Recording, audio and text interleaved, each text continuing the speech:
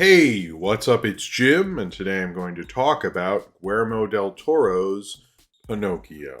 This Pinocchio is different from the rest of the other versions because dealing with any version of Pinocchio is sort of a daunting idea cinematically. I think one of the greatest animated films of all time is Disney's Pinocchio. I think most people, that's not a crazy opinion, and it is considered one of the most well-made, traditionally animated films of all time. So it's a big thing to go against, as well as I think a lot of Pinocchio versions that aren't the Disney one are kind of like not good. So I understand the trepidation and the confusion of wanting to do this and why people get sort of weird about this movie. I think that's a total mistake because what this is sort of a genre riff, like a horror director would do, but on Pinocchio itself rather than or the slasher genre, the found footage genre, or something like that. And I think what Del Toro does here is actually pretty smart, and it's pretty easy to figure out because the movie is actually called Guillermo del Toro's Pinocchio. So, it's kind of in the title what you should be looking for and what kind of an experience you should expect from Guillermo del Toro's Pinocchio. Because that's, makes the most sense. While watching it, it feels like Guillermo del Toro's Pinocchio.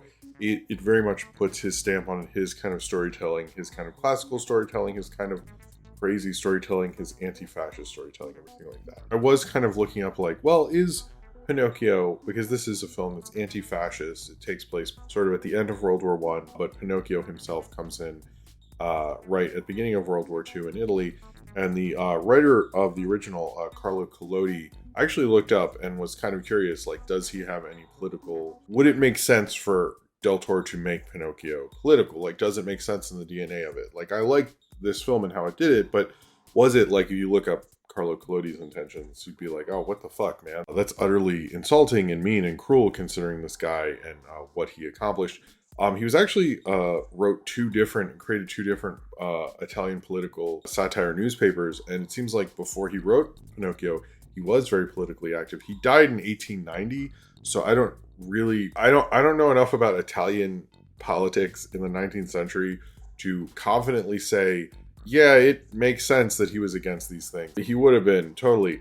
I don't know if that was Del Toro's intention, but it is interesting. As much as I've heard, this is, I don't know, woke Pinocchio or something. Although isn't that the point that he's alive? But whatever. When you look at it and you look at Carlo Collodi, it's not the most inappropriate idea. And I think this catches on themes that Del Toro was working on in his last film, Nightmare Alley. I think it catches on themes he's been working on since forever, all those things. But I think this film is one of the more interesting live action director to animation director kind of transitions, because much like, I guess you could easily make the comparison to Wes Anderson, but that very much felt like a Wes Anderson film through and through, just when he started with Fantastic Mr. Fox has made. When I look at this film, I feel it in there, but it also feels very unique to it. Now, this was actually co-directed by Mark Goulstil. I'm not sure. Anyway, it was co-directed with an animation director.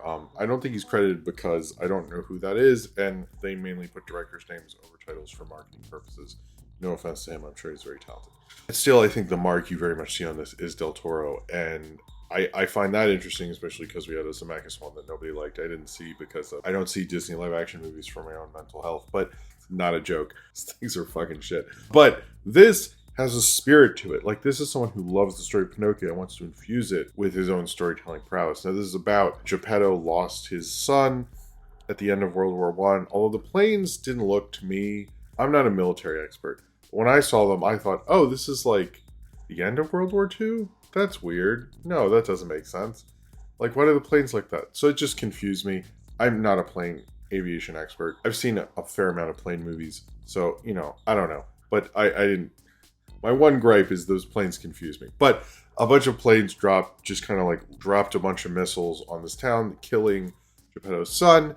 Geppetto then goes into a deep depression, plants a tree for his son. When the tree grows, he one night drunkenly chops down the tree and kind of makes it into a wooden boy. And there's Pinocchio, who very much looks like a guy who makes children's toys and a carpenter made while he was drunk, because he has one ear and is chopped to fuck and isn't painted and looks kind of weird and crazy. And that's kind of He looks like a half-baked idea, which I appreciate, actually. I thought that was cool. And then Pinocchio is in I guess, basically like fascist Italy, where they're not sure what to do with them. Instead of going to Pleasure Island in like the Disney one, for example, they go to fascist camp, which I guess for some people could be Pleasure Island, but those people are, yeah. All sorts of stuff, from like the usual circus thing with a guy voiced by Christoph Waltz, with a monkey voiced by Kate Blanchett, believe it or not. In this one, Pinocchio can't die, but he goes to purgatory, where there's two angels, one of life and death, both voiced by Tilda Swinton, which is, I'm assuming, probably what happens when you die anyway. And then he comes back again and again and has to stay in purgatory a little bit longer each time. This is very much not, I would say, a kid's movie. I don't plan on showing this to my kids, but it is I would say, a film about storytelling and the power of storytelling, the power of myth, things that Del Toro cares a lot about. But I also think it's about power of, I think, both resilience, parenthood, growing up, fighting the evil that is fascism.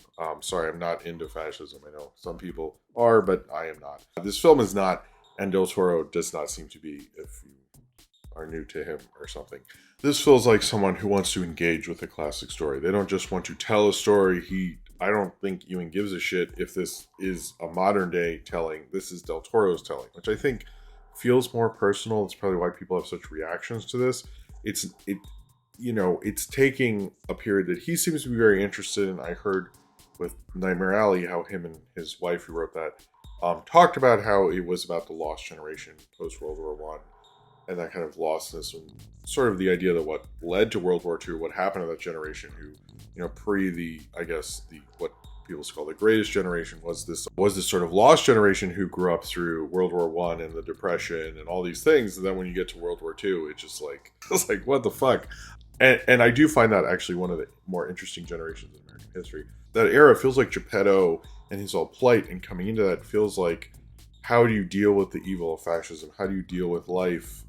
Even though you've lived this life and it's stunk and you're not sure where you're going, and then you have a child, and how to deal with that, and raise it, and deal with the idea of fascism. And do you just go along with it because you've just been like kind of sadly trotting along because of your depression, because of you're just sort of letting fascism happen, to having more of an active role, to understanding how they're going to use your son, basically, which they do. They think Pinocchio can never die, so he's the perfect soldier. It feels like as soon as anything can happen, something or some evil of the world wants to take advantage of it. I think in a lot of ways this is, the Disney's Pinocchio isn't exactly it's not a light movie or anything. It's a very dark, complex film. I do think this film lives up to that. It felt like, honestly, not that Del Toro as a filmmaker was like, I will meet you, I will try to best the Disney thing. It's almost like he was like, I want to be over here and make my own thing and talk about my own issues,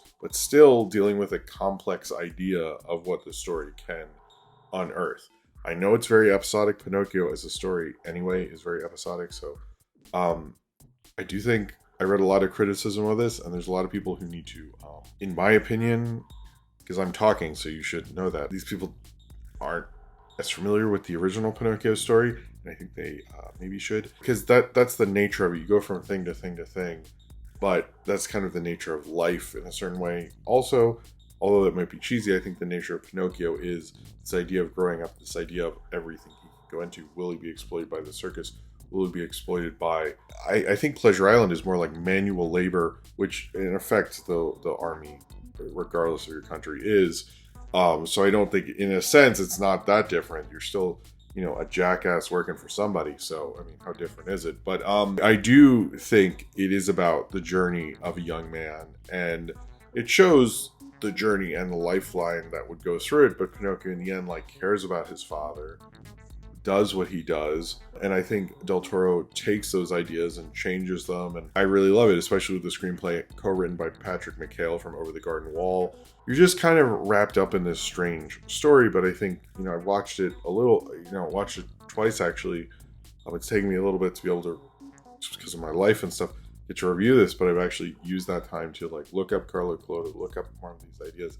And the more I look into it, the more deeper this film looks and the smarter it looks and the ideas within it. But it's basically what do you do with your children in the face of fascism? What do you do with your children in the face of all the problems in the world and everything the the world wants to do to eat him up. I mean, Pinocchio's barely a day old, and they want him in the army. They want him to be a good little fascist. Like, this guy, like, barely knows what the fuck's going on. He's, first off, he's already questioning Christ, which is funny. But he raises good points. And he has a great voice cast. Everyone or especially David Bradley as Geppetto, I think was great. You know him most from Harry Potter as is he the groundskeeper? Not Hagrid, but the cat guy. Or he was in The Red Wedding and Game of Thrones, but he was actually really great. One of the better performances I've ever heard from him. Ewan McGregor was wonderful as Cricket, not Jiminy Cricket. I think his name Gregory Mann as Pinocchio really got that felt like a kid. That was like a kid performance. I liked Finn Wolfhard. Ron Perlman just shows up. I don't even know if Del Toro casts him anymore. But Ron Perlman was great. As always, Christoph Waltz was perfect as the circus guy. I've read some interpretations of it, and I've noticed no one's asked Del Toro about this, that there were some certain anti-Semitic things in the portrayal of that character. I don't deny that is there. I don't think that is entirely the intention. And I don't know, because Del Toro uses so many classic ideas and imagery from stories, if maybe he used them but understood they were. I haven't really fully unpacked or understood that, but it is there. That's my only kind of thing that I really don't like about the film, but I couldn't find too much about if he actually intended that, if it was an accident. A lot of people saying it's not. I don't know. Cate Blanchett as the monkey, great. One of my favorite Cate Blanchett performances, I gotta say. And I mean, that she would do it, hats off to her. I think that's really cool. But Christoph Waltz is great as that character, at least. Some of the casting is too perfect, where you just almost don't want to give it the kudos, because you're oh, I mean, Christoph Waltz is that guy, makes sense. Ron Perlman, and this makes sense. All those things. But I think this is a worthy addition to the Del Toro canon. Is it the best one? I mean, no, but why do we have to do that? I do think it is a great version of Pinocchio. It feels like his own version of Pinocchio in the way that I don't think anyone else who's taken on the story is almost intimidated and trying to think of how to tell that story again. And it felt like he was more interested in telling his own version of Pinocchio, which I think is the story itself is very unique in terms of the fairy tale canon or the Disney canon or whichever. It's very unusual and weird and strange, and it feels like that's perfect for him. And perfect for him to say as much as he does about the life of a child and the love of a father, and take that and spin it in his own way. I think it's a real rich storytelling version of this. It isn't for kids. I don't think I'll play it for my kids till they're much older. I've heard people say there's references to Svenkenheimer. I think Svenkenmeyer. I did Alice. I reviewed a long time ago, and I think it's around the time if you're like me, I'm gonna show my kids Alice at some point. I think this would fit in with around that time period if you're going to. I think it is a bit complex and hard to deal with, but it doesn't skirt back. I don't think the story of a child is necessarily appropriate for a child to say in terms of how a lot of people feel. But I think Del Toro and what this film is really saying is how much this world will use up someone like Pinocchio, even though Pinocchio is born of, maybe it's a drunken mistake, which I think a lot of us are probably here because of that. Because of a drunken mistake, this love is brought onto the world. It doesn't necessarily matter how you are brought into the world. It's the love you have and your parental love and all of that. And I think Pinocchio takes all on. And I don't know if there is a statement I have with this film. And I don't know. I just think he's saying, and I think the original Carlo Collodi and the Disney film is saying the journeys you go on in your life and the worries you have as a parent while those journeys go on, and how much this world will chew you up and spit you out, and hopefully spit you out the right way. And I think that the journey of Pinocchio might seem kind of crazy and nonsensical, but in the end we all lead to the same place of the love of this Geppetto has of his child. And going through all those horrible situations, going through all those things to get to that is the heart of this film, because it is about Geppetto. It is about this kid. And as crazy as the kid is, as crazy as Geppetto is, and it almost feels like in both his casting and his writing he didn't care about manipulating you or pushing you with a big star cast or something like that. He wanted you to identify with them and follow them as kind of this real kind of raw sense to it. And there is a real rawness to having kids, and there's real rawness to following someone through their life that I think you won't know till you get to the end of it and might forget about when you get there. But was there the entire time, and I think Del Toro, as he is a father and a great storyteller, understands through this film the kind of impact of that, and the impact of Pinocchio. As a viewer, is at the end, you feel that you've gone through a great journey and a great life and understood a great love, as through all those things they all come together and find each other, maybe in a belly of a whale, but you'll find yourselves, somewhere realizing how special that bond was, or at least one can hope. So if you've seen Guillermo del Toro's Pinocchio and you would like to talk about it, then comment below in the comments and subscribe if you would like to.